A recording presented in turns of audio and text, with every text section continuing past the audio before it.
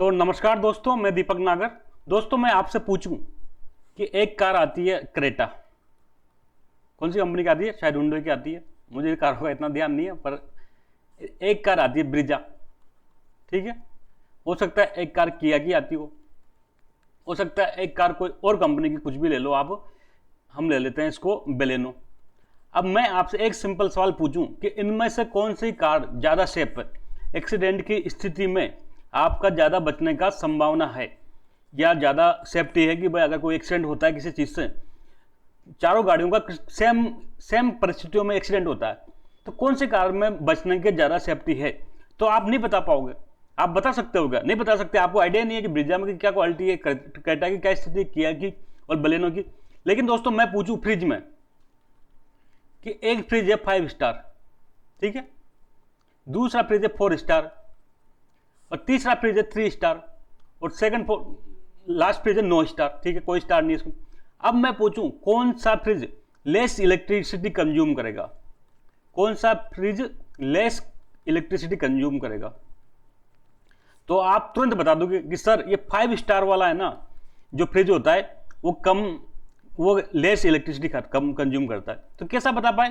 क्यों? क्योंकि यहां पर कहीं न किसी न किसी संस्था ने इसको 5 स्टार रेटिंग दे रखी है।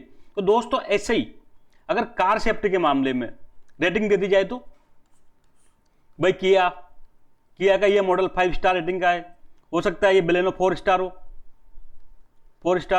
सकता है ब्रीजा 3 स्टार हो सकता है कोई और गाड़ी मारुति की अल्टो वगैरह ये 1 स्टार हो। तो आपको ये स्टार देखते ही तुरंत पता चल जाएगा कौन सी कार ज़्यादा सेफ है, कौन सी कार कम सेफ है, और एक्सीडेंट की स्थिति में कौन सी कार में बचने के ज़्यादा संभावना है। लेकिन अभी की स्थिति क्या है दोस्तों? अभी की स्थिति यह है कि हमको आइडिया नहीं लगता।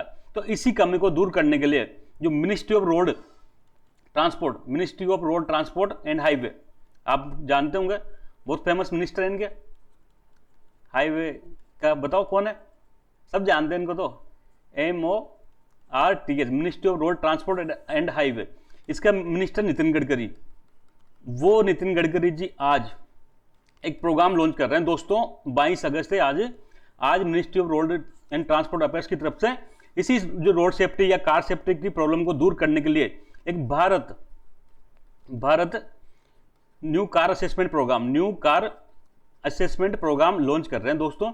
इसके बारे में आज हम डिटेल में स्टडी करेंगे।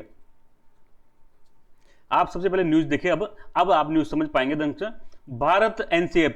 भारत जो न्यू कार असेसमेंट प्रोग्राम है, Bharat new car assessment programme today, Nitin Gadkari to launch Bharat new car assessment programme BNCAP। तो इसको लॉन्च किया जा रहा है। तो क्या तो इसके ऑब्जेक्टिव में कैसे ये काम करेगा, सब कुछ के बारे में हम डिटेल में डिस्कस करेंगे। ये दूसरी न्यूज है इकोनॉमिक टाइम्स की, Bharat NCAP new vehicle safety norms set for launch. एक तरह से क्या है, न्यू व्हीकल सेफ्टी नॉर्म्स है। तो मैंने आपको बताया, थोड़ा इसके बारे में बेसिक चीजें बता दी। सबसे पहले तो इसकी क्या फुल फॉर्म है भारत NCAP की, तो Bharat new car assessment programme.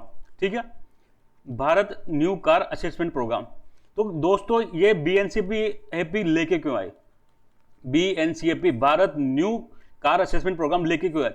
Bharat में क्या है ना दोस्तों, रोड एक्सीडेंट काफी ज्यादा होते हैं। आप लोगों ने सुना होगा, शायद कोई दिन ऐसा जाता हो जिस दिन बड़े लेवल पे एक्सीडेंट ना होते हो। लगभग एक डेटा के हिसाब से, गवर्नमेंट का डेटा है, 2021 में 1.5 लाख से ज्यादा डेथ हुई थी, 1.5 लाख से ज्यादा डेथ हुई थी, और लगभग 3 लाख से ऊपर एक्सीडेंट में क्या हुए थे, जख्मी हुए थे, घायल हुए थे।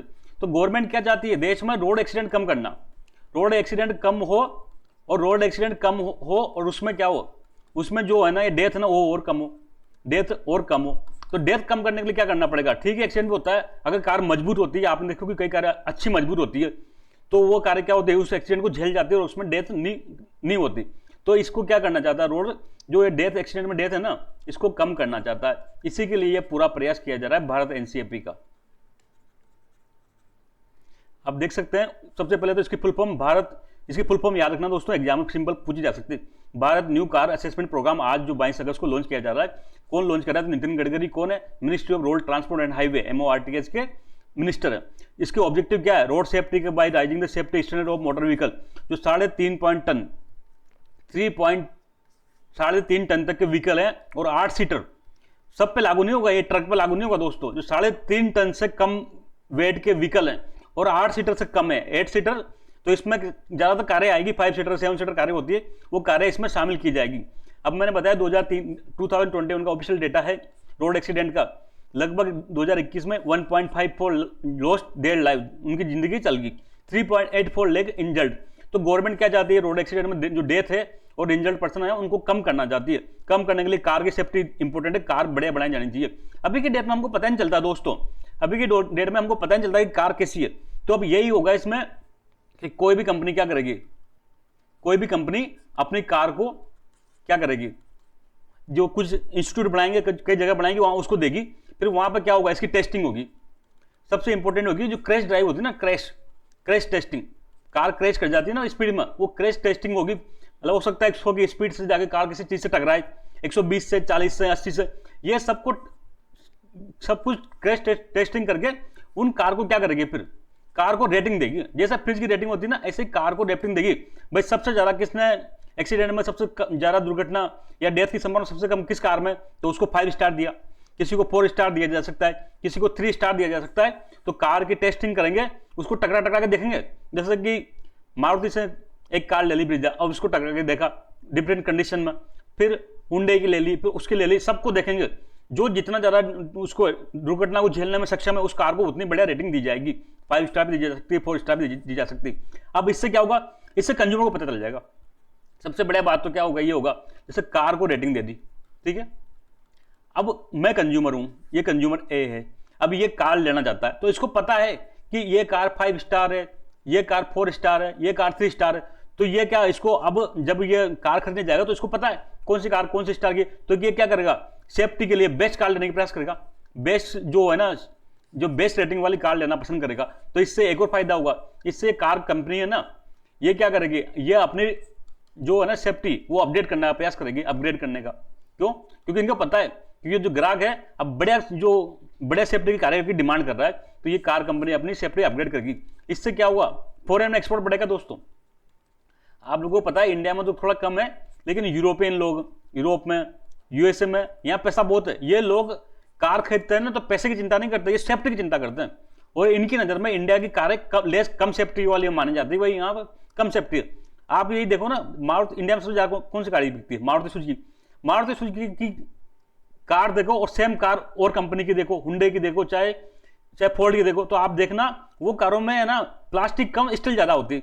आप मारुति की कार लो, सुजुकी की, मारुति की, वही कार फोर्ड की लो, फोर्ड की कार ना सेम फीचर वाली महंगी आती है, 1 लाख महंगी आएगी, 50,000 महंगी। क्यों, क्योंकि इसमें मजबूत क्वालिटी के स्टील वगैरह का इस्तेमाल करते हैं। तो फॉरेन में क्या होता है, सेफ्टी स्टैंडर्ड बहुत हाई होते हैं। अभी जो इंडिया में कारें बनती है वो उतने सेफ्टी स्टैंडर्ड नहीं है, तो वहाँ फॉरेन में जो हम एक्सपोर्ट करते हैं तो कंपटीशन में थोड़ी दिक्कत आती है। तो इससे क्या हो सकता है, एक्सपोर्ट भी बढ़ सकता है दोस्तों। तो इतना हम देख ले, कार का क्या होगा, जो car voluntary offer there car tested for automatic, जो ऑटोमेटिक इंडस्ट्री स्टैंडर्ड है दोस्तों, AIS 197, इस स्टैंडर्ड के अकॉर्डिंग उसकी टेस्टिंग की जाती है, क्रैश टेस्ट की जाएगी। और फिर उसको क्या किया जाएगा, स्टार रेटिंग, क्या ये एडल्ट ऑक्यूपेंट के लिए, क्या एडल्ट के लिए ये सेफ है, क्या ये चाइल्ड ऑक्यूपेंट के लिए सेफ है, क्या COP AOP, ऐसे करके उसको रेटिंग दी जाएगी। फिर रेटिंग के आधार पर जो पोटेंशियल कार कस्टमर है वो डिसाइड करेगा कि भाई मुझे कौन सी कार लेनी है। जनरली कौन सी कार के लिए प्रेफर करेगा, वो सेफ कार के लिए प्रेफर करेगा। तो इससे क्या होगा, जो सेफर कार है ना, जो कार ज़्यादा सेफ है, उसकी डिमांड बढ़ सकती है, उसकी डिमांड बढ़ जाएगी। तो फिर जो बाकी कार कंपनियां वो भी क्या करेगी, अपनी कार को हाई सेफ्टी स्टैंडर्ड फॉलो करेगी। इससे क्या होगा, फॉरेन में एक्सपोर्ट भी बढ़ सकता है। तो ये थी दोस्तों आज की पूरी न्यूज। जल्द मिलेंगे, तब तक के लिए थैंक यू, जय हिंद।